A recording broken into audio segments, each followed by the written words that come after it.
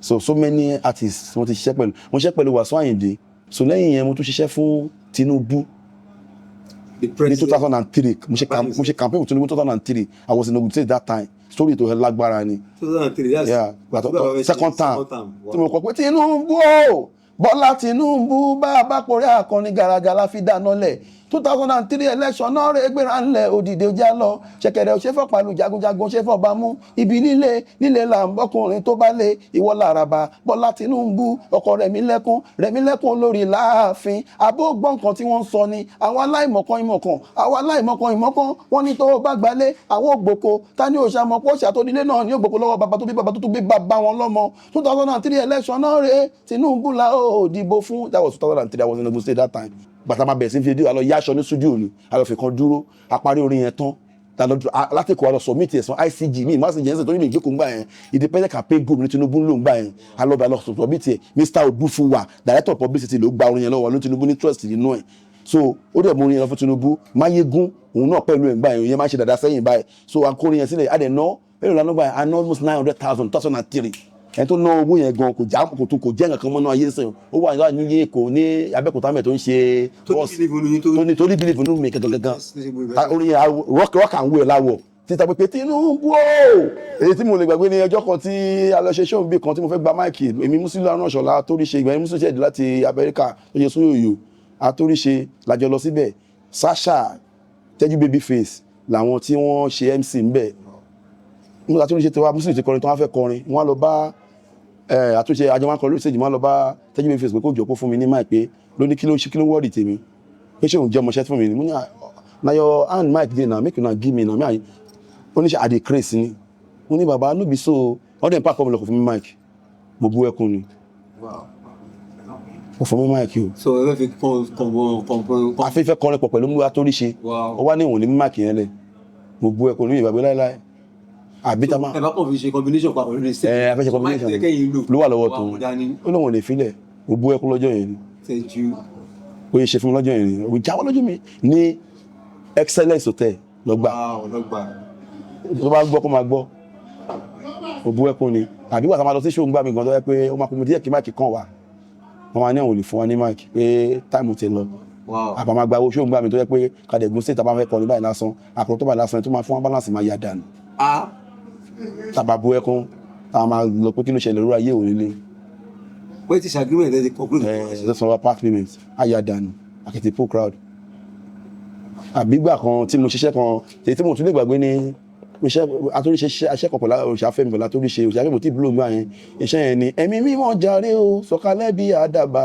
holy calm down holy spirit wọ́kàrà Atóríṣe wọlé òṣàfẹ́mi tẹ̀lé èmi kọrin last tí mo bá ti wá dé show táàmì yẹn ìwé èmọ́tì ní òṣàfẹ́mi ṣe ọbú wàhálà for the body to wá blue tí wọ́n ti pè mí sí show báyìí lásán tí màá ṣẹ̀ṣẹ̀ bá pàdé show máa lọ bá bàbá you no remember me na me and you do one song with Atóríṣe kò ní dá mi náà bàbá please na you no remember kò ní dáhùn a kò máa wò báyìí ni inú lọ́wọ́ gan máa tó pàdé ẹ̀ṣọ́ mi náà kò ní dá mi lóhùn ọjọ́ kan ìgbà àwẹ̀ ni wọ́n pè mí sí ṣó náà ní lọ́nà Ìkọ̀tún wọ́n pè òun náà wá sí ṣó mo gbé mọ́tò mi ni mo dẹ̀ fẹ́ gbàwẹ̀ mo ya gbóúnjẹ sàrí mi sínú mọ́tò nígbà tí ó dẹ̀ kọrin tán mo ti wá lọ jẹun sàrí mi mo ya ti mọ́tò mo ṣí èsì mo dẹ̀ ń sùn wàtí náà wọ́n ṣe lọ́lọ́ gbé dírẹ́bà òṣìṣàfẹ́ bá gbé mọ́tò ẹ̀ sá lọ ó gbé lọ fi gbóbìnrin ilẹ̀ dẹ̀ ti mọ́ òṣìṣàfẹ́ mi dẹ̀ máa dúró sóòtẹ́ bí irú ṣe ń tẹ̀lé bọ̀ nìyẹn ó ṣe wá náà kí mọ́tò mi ní lónìí kí n jọ kí n máa gbóhùn lọ sí ilẹ̀ bèbí dẹ̀ ń sùn lọ́wọ́ bó dẹ̀ ìwọ ni mọ́tò mi mo ní wíìsì lóní tèmi ìrántí òun rà ẹ̀rọ bojú òun náà lóòrùn ṣàfẹ́ mo ní bàbá Ayinde èrè wá bẹ̀rẹ̀ sí náà kọ́rọ̀ bèbí gbogbo wá bẹ̀rẹ̀ sí gba nọ́mbà bí sàn fún nọ́mbà wọn wá nù bàbá ń lọ sọ́nà airport ẹ̀rọ kò jìnnà síbí wá ní bàbá but you no remember me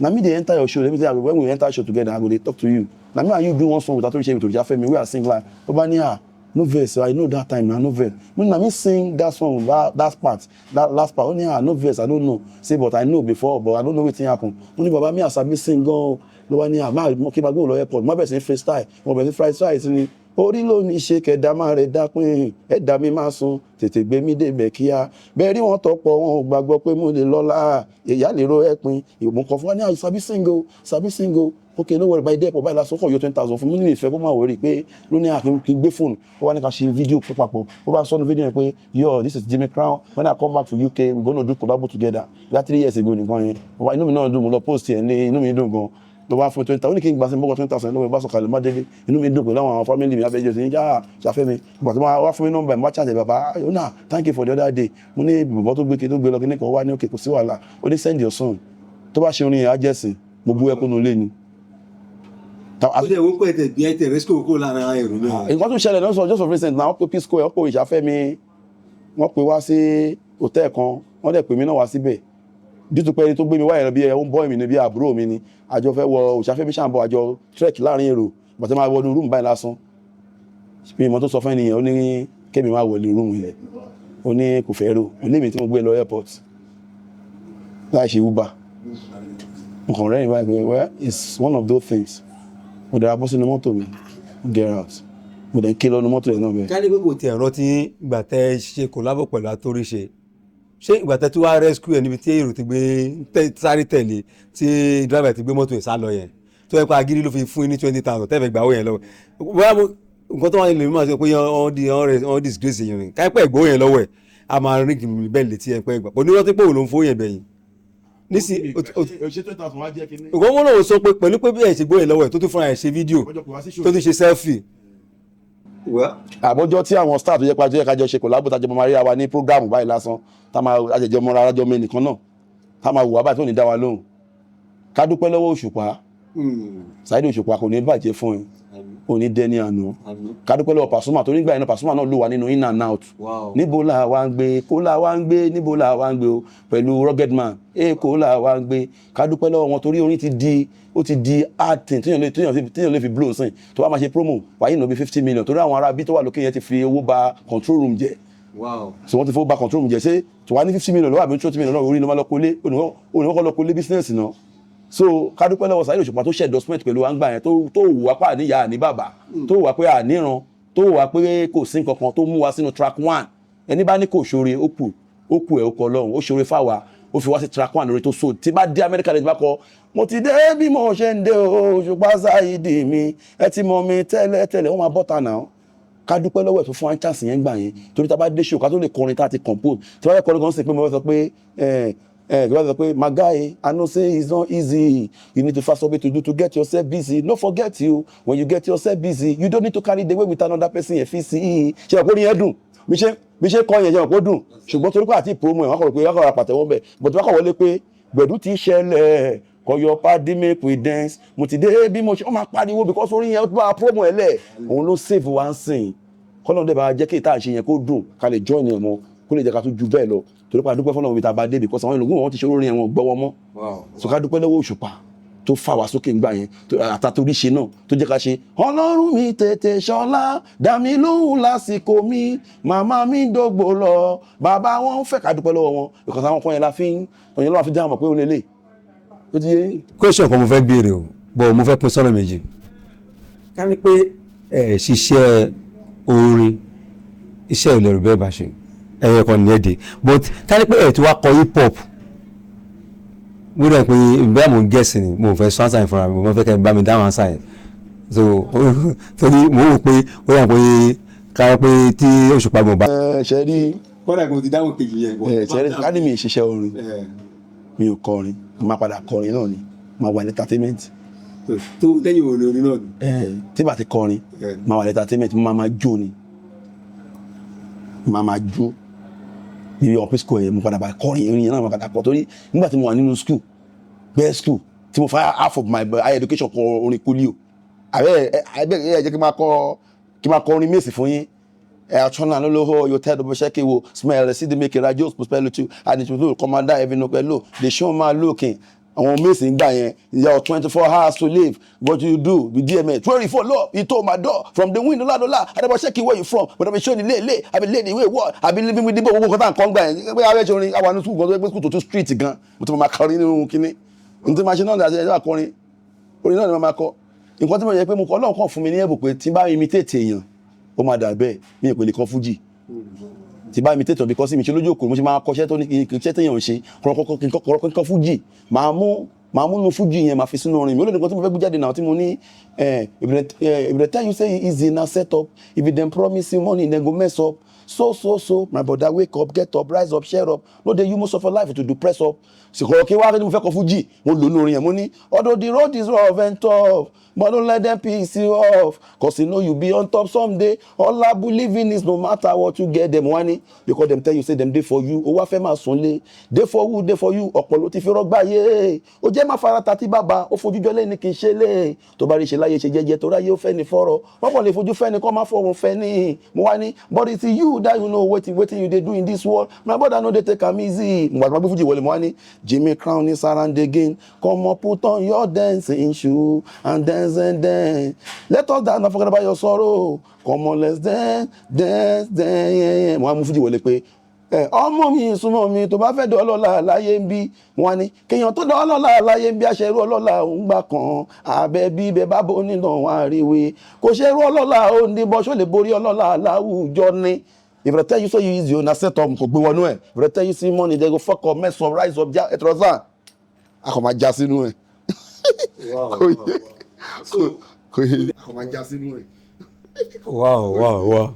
So mo lè fẹ́ ká bá mi list kankan sí kí tó béèrè questions fẹ́ bẹ̀rẹ̀ torí ó lè jẹ́ questions tó máa béèrè lẹ́yìn lè làwọn fẹ́ round up fẹ́ bá mi list ẹ̀ sí báwo lẹ ṣe bẹ́ ṣe ń kó láwùkọ̀ láwọn musician tọ́lọ̀ ti ní pé kẹ́ feature fún àbí kẹ́ jọ perform papọ̀ ní àkọ́kọ́ mọ̀ tọ́lọ̀ máa bá yín ṣe àtòríṣe lẹ́yọ́kọ́ mọ̀ ó wá perform ní ṣọ́ọ̀ṣì kan níjẹ̀bú Òde ní ṣọ́ọ̀ṣì mẹ́ta papọ̀ lẹ́fì mọ̀ kó tó wá mọ̀ yín wásìkò lẹ́yìn àtòríṣe ní Òṣùpá ẹ wá bá mi tò tó lẹ́ni ẹ ti pàdé àwọn kí lórúkọ yẹ. àtòríṣe wá síjẹ̀bú Òde wọ́n wá ṣe show. ẹ ti fún ẹmu wẹ́sẹ̀ máa wáyé ọkẹ́ ẹ máa pa lẹ́yìn yẹn mo pàdé Òṣùpá. lẹ́yìn yẹn mo pàdé Òṣùpá lẹ́yìn Òṣùpá yẹn tí mo wá dá dúró èmi àti náà ti pàdé ní Kòròdú ní Love Garden àṣe kọrin gan fìlè ibẹ̀ gan lọ́yọ̀ ti parọ́ pé ọmọ ó wà ní YouTube gan ìbílẹ̀ nílé lẹ́yìn tí mo àti náà ti pàdé àtúpàdé again ní show mi because colleague ni wa àjọ bẹ̀rẹ̀ orin ni so pàdé mi ni a lè má close lẹ́yìn mo tún pàdé Qdot náà mo kàn fi style iwájú ẹ̀ náà ni òun náà dì mí lọ́wọ́ mo pé ọmọ aláyé òun kọrin gan lẹ́yìn yẹn mo lọ sí Monarch nígbà tí mo ti lálàá náà ni pé mo rí pé màtí Davido jọ wà ní mọ́tò ọjọ́ kejì ló ní pé ẹni lábàdàn mo fẹ́ ṣe concert ní Monarch mo dẹ̀ dé show yẹn lóòótọ́ ìmọ̀ Davido àjọ jókòó kó tó di pọ́n fi ìbọn lé mi dìde àjọ jókòó sórí tí bóyá lálàá ìmọ̀ Davido jókòó sórí show ní Monarch hòtẹ́ẹ̀lì ọ̀ọ́ tó jẹ́ pé bí i 40 million fi ń gbà ẹ̀yà máa jókòó báyìí lásán mo ti jókòó bí 3 million fi ìbọn gbé mi dìde kò sí wàhálà mi dìde so lẹ́yìn tí mo ṣe pẹ̀lú Davido mo tún pàdé Slanta àwọn security ẹ̀ máa jókòó tí ìgbà tí yẹ pé àwọn ti blue káwa náà kàn ẹ̀jẹ̀ lọ́sàn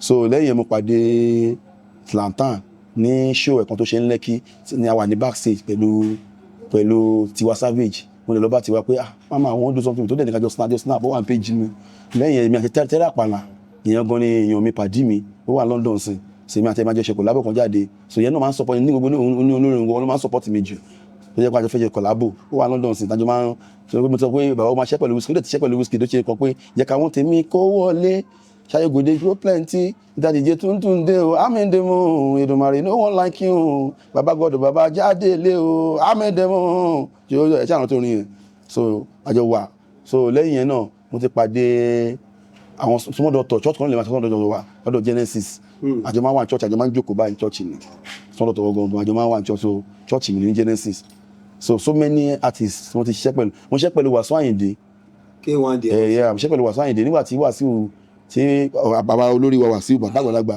K1 day ọmọ ìgbà olórí ọmọọba olórí ọmọọba Káfàtà ìgbà tí wọ́n fẹ́ ṣe campaign fún Sanwó-Olú Fáṣọlá ìbò àtúnṣe kó wa lọ sọ́dọ̀ wọn àjọgùn stage ní stadium takọ̀ ẹ pariwo ìbò tàṣe obìnrin máa ń tó ṣe kìnnìkan àjọ kọrin yẹn lórí stage Wasiu after tí Wasiu ṣe tán King Wasiu Ayinde tó ṣe tán wọ́n lè kọ́kọ́ wá sínú mọ́tò wa lọ sílé wọn àjọjọ́ wọn máa ń organize gan tẹ́bájọ́kùn tí wọ́n bá yìí wọ́n máa sọ ìtàn wọn lọ́wọ́ máa sọ fún yín wọ́n máa ń fún yàn láàdvice bọ́n ṣe jẹ́yàn adélé wọn ní Ọ̀kọ́ta jókòó bá látago 2 òru wá sọ̀rọ̀ wọ́ bí i 4 bọ́ ṣe meet Tinubu lọ́ máa ń bá wa sọ adẹ̀ jẹun lé wọn lọ́jọ́ yẹn àtúnṣe dẹ̀ kó wa padà so mo ṣiṣẹ́ pẹ̀lú Pasuma in and out so lẹ́yìn yẹn mo tún ṣiṣẹ́ fún Tinubu ní 2003 mo ṣe campaign with Tinubu 2003 I was in Ogun State that time story tó lágbára ni 2003 yes second time tí mo kọ pé Tinubu Bọ́lá Tinubu bá a bá pọ̀rẹ́ àkànní gàràgà la fi dáná lẹ̀ 2003 election náà rẹ̀ gbéra ńlẹ̀ òdìdè ojá lọ ṣẹ̀kẹ̀rẹ̀ òṣèfọ̀ pàlú jagunjagun ṣẹ́fọ̀ bá mú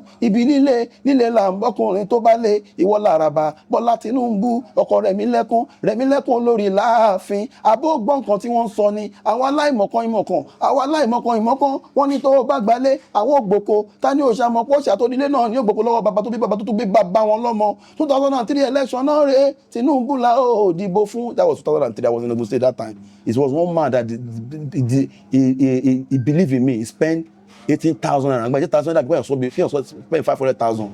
And he entered Okada. To the people believe in me, only aṣọ fún Tinubu no way.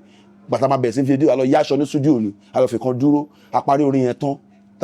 Láti kó a lọ submit ẹ̀sán ICG mi ìmọ̀ àṣìjẹ́ ẹ̀sẹ̀ tó ní mi ìgbé kò ń gbà yẹn independent campaign group ní Tinubu ló ń gbà yẹn alọ́ba lọ submit ẹ̀ Mr. Odufuwa director of publicity ló gba orin yẹn lọ́wọ́ ló Tinubu ní trust nínú ẹ̀ so ó dẹ̀ mú orin yẹn lọ fún Tinubu Máyégún òun náà pẹ̀lú ẹ̀ ń gbà yẹn yẹn máa ń ṣe dáadáa sẹ́yìn báyìí so akórin yẹn sílẹ̀ adẹ̀ ná ẹ̀rọ lánàá gbà yẹn I know almost 900,000 2003 ẹni tó ná owó yẹn gan kò jẹ́ nǹkan mọ́nú ayé sẹ́yìn ó wà ní Èkó ní Abẹ́òkúta mẹ́ tó ń ṣe bọ́ọ̀sì tó ní believe nínú mi gangan orin yẹn rock and roll láwọ̀ títa pé Tinubu ó jáde láti inú mi báyìí ni mo ṣe kéré gan gbà yẹn mo kéré gan mẹ́ta ni wọ́n gbà yẹn tó yẹ pé Tinubu Bọ́lá Tinubu bá kórè akọni garaga láfídà lọ́lẹ̀ ìgbà táwọn wọlé kúrò Tinubu for Lagos State o èyí do wetin he promise people o Bọ́lá administration na wa Sam no be wasa oga my people this man dey try o ọkọ̀ wọlé fa wetin dey my people which one we dey right from the start they promise us better yepa along things come dey scatter we call upon God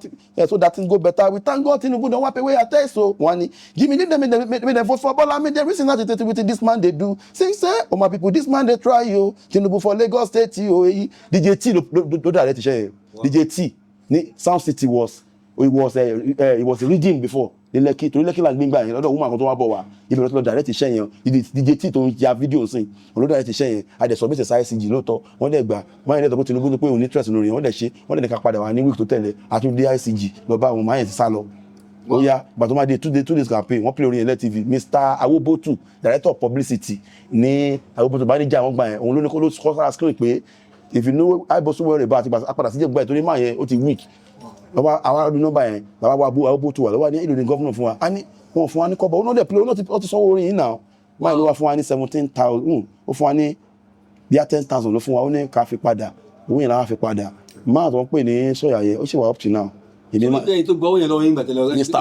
Mr. Odufuwa tó gba ìgbàdàn sọ mí ti ṣe ìwọ́n ló gba owó tó ń sọ. àwọn ló gba sídìí lọ́wọ́ wa àárín àti Mr. Odufuwa Máyégún náà níbi àríwá director ni wọ́n ní ICG mo ṣe ìrántí gbà yẹn máa yẹn padà sábẹ́kúta ni everybody kan akọ̀já lókè. so àwọn ọlọ́pàá gbogbo investment máa àwọn ọlọ́pàá ayé bàbá yẹn jẹ́. òun náà lè lo wọn tó fi ẹ̀pọ̀ parí àyẹn. olówó ẹ̀pọ̀ ẹ̀ náà àwọn ọlọ́pàá ayé máa yẹn jẹ́ tó fi di ẹni tó yẹ pé kò ní nǹkan kan jẹ́ pé ó ń ṣe bọ́ọ̀sì kiri báyìí èmi owó tí bá ní máa ń sẹ́ndì sọ wọ́n ìpè mi last week mo send 10,000 sí. so òun ló ìgbà lẹ́yìn tí mo tún ṣe yẹn tán mo tún wá ṣe àwa ṣe campaign yẹn fún Gbénga Daniel governor of Ogun State ní Ogun State so bàtà ṣe orin yẹn fún governor Daniel nìkan lọ mú wa wá lọ bá lọ́fíìsì Daniel wá fún wa ní $500,000 tó fún wa fi ṣe campaign fún ìyẹn lára fi maintain ara wa ń gbà yẹn but kò wá sí continuity mọ́ Ọláyíwọlá Táíwò òun ló link wa mọ́ Daniel so lẹ́yìn yẹn ní 2023 tàwa yẹn mo ṣe wá ṣe campaign fún Tinubu mo tún repeat orin yẹn fún mo lọ sí Àbújá nítorí ẹ̀ mo gbá nǹkan bọ̀ náà mo ṣe orin yẹn fún Tinubu mo tún campaign mi fún mo dé ní after tó ṣe ọjọ́ tó Tinubu sọ pé òun máa jẹ́ kíní kan ọjọ́ yẹn ni mo dé so sórí pọ̀ bàbá mi ọ̀nà òṣèké mi. ilẹ̀kùn now ilẹ̀kùn o now ẹ jẹ́ ká wá pé ká dé torí ó dà pé òun ṣetán àti wọ̀ ọjọ́ ìrìbí àná bẹ́ẹ̀ ra àwọn àgbàlagbà. Let's round it up this way. They just follow with me, please. What's your remarkable moments that usually bring you to? It's my family, my children. Wow. Yeah, my children and my family. And most one of my friends are how people thought my life would be. God didn't allow them to be wow. allowed to be like that. Because I know myself that I'm a child of God. I'm an unstoppable guy. I'm a gracious guy. And people want to bury my talent, but I thank God that they did not succeed. You understand? Because through the journey, I observed some things, a lot of spiritual things that they have sent to me because I left the group. It's not me that left the group, but it was them that said that I should leave, that my ability is so much on them. Sometimes when they chase you away, it's not that you It's your fire that is affecting them. So it's not you. When people say, I don't want to see that guy, it's not you. It's your God that is, they cannot carry your capacity. So they were the one that sent me away, not me. The person that you sent away that was crying. So I thank God that God did not allow them to bury my talent. That's why the fact that we have not been to where we are going to, but we still thank God that we almost get there. Wow. So my happiness is seeing my family, seeing myself, and seeing that they did not collect my voice, and they did not stop my vision. Sure. We just pray to see promoter, to see people that will lift us only one leg. God will surely. God will surely do it. In fact, more than soonest. Now, the remarkable question that I really want to ask, thank God, goodness to God that I didn't forget. I almost escaped my mind, is that you are just 2 years ahead in seniority in school. I mean, when you are in school with WizKid, I believe WizKid will be the first one to be call of point. Gbogbo àti dárúkọ sílẹ̀ fíṣọ́ ẹ̀ tí pariwo sí ìpàdé hasn't he ahead of you or didn't he know that you left from the same school, you feel from the same school? I've met WizKid once. You know, he's a protocol person.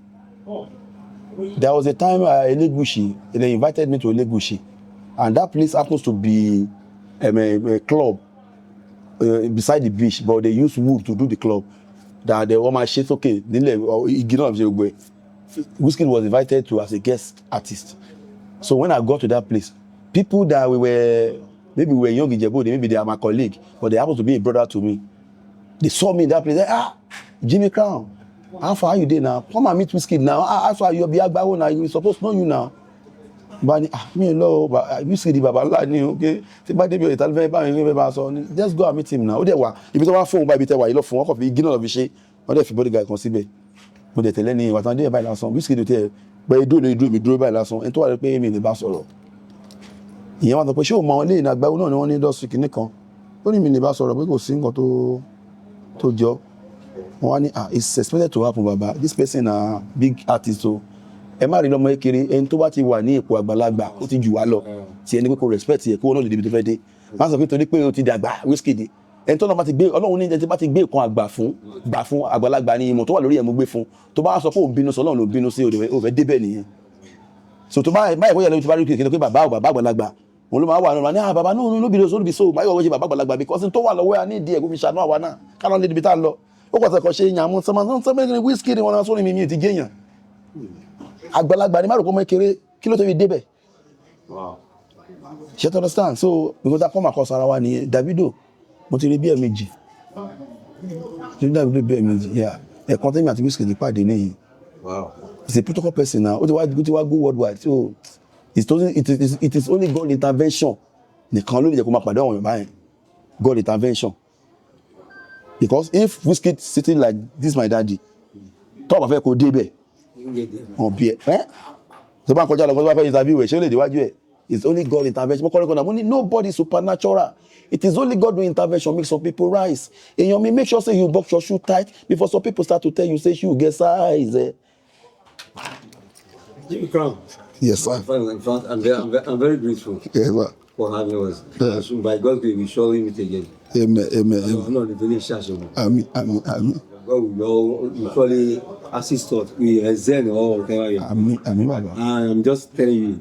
Not by my might or by my will or by my capacity, but just by God's grace. I'm not saying to you that you will excel more than you ever realized. Amen. In Jesus' name. So let's just believe that this is just the stepping stone. Yes. We're just starting. Yes, sir. So I'm very grateful. Yes, sir. Let us just tell your fans worldwide. Say shout to them and let's move on. Shout out to all my fans worldwide. They call me Jimmy Crown. You can go to my page. My page TikTok is Jimmy Adekunle Jimmy Crown. My Facebook is Jimmy Adekunle. My page Jimmy Adekunle. My Instagram Jimmy Crown _JC. But